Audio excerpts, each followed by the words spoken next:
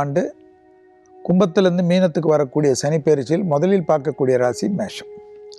மேஷ ராசிக்காரர்களுக்கு 12ஆம் இடம் விரய சனி. திருவெண்காடு புதஸ்தலம் தான் உங்கள் வாழ்க்கையில் பெரிய அளவுக்கு நன்மை தரும். மேஷத்திற்கு என்னென்னா, நான் ஏற்கனவே சொன்னது தான், உடற்பயிற்சிகள், தேக ஆரோக்கியத்தில் கண்டிப்பாக கழுத்திலிருந்து தலை வரைக்கும் உள்ள உறுப்புகள், அது காது மூக்கு தொண்டை வாயெல்லாம் வரலாம்.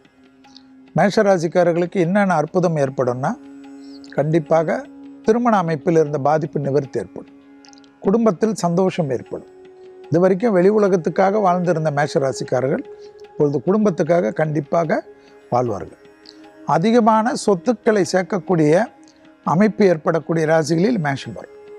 அனுகூலமாக இருக்கும். வேற்றுமொழி மனிதர்களால் அதிகம் ஆதாயம் பெறுவார்கள். பாஸ்போர்ட்டெல்லாம் சரி பண்ணி வச்சுக்கோங்க. பாஸ்போர்ட்டில் ரினிவல் பார்த்துக்குங்க, விசா ரினிவல் பார்த்துக்குங்க. ஏன்னா நிறைய ட்ராவல் பண்ணுவீங்க. வேற்றுமொழி மனிதர்களால் அதிகம் ஆதாயம் பெறக்கூடிய ராசிக்காரர்கள் மேஷம். தாய் வழி உறவு, தந்தை வழி உறவு, சந்தோஷம் ஏற்படும். பெற்றோர் பெரியோருடன் பூர்வீகத்தில் இந்த சொத்து பிரச்சனை எல்லாம் படிப்படியாக தீர்வது கண்கூடாக பார்க்கலாம். உடற்பயிற்சியை மறந்தே விடாதீர்கள். குடும்பத்தில் அந்யோன்யம் அதிகரிக்கும். குடும்பத்தில் கணவன் மனைவி சண்டையாக இருந்தாலும் பிரிந்த தம்பதியினர் கூட மீண்டும் ஒன்று சேரக்கூடிய அற்புதமான சனி பயிற்சி தான் இது என்பதை ஞாபகத்தில் வச்சுக்கோங்க. லாபம் அதிகமாக வரும். அசையாமசை பொருள் சேர்க்கை ஏற்படும்.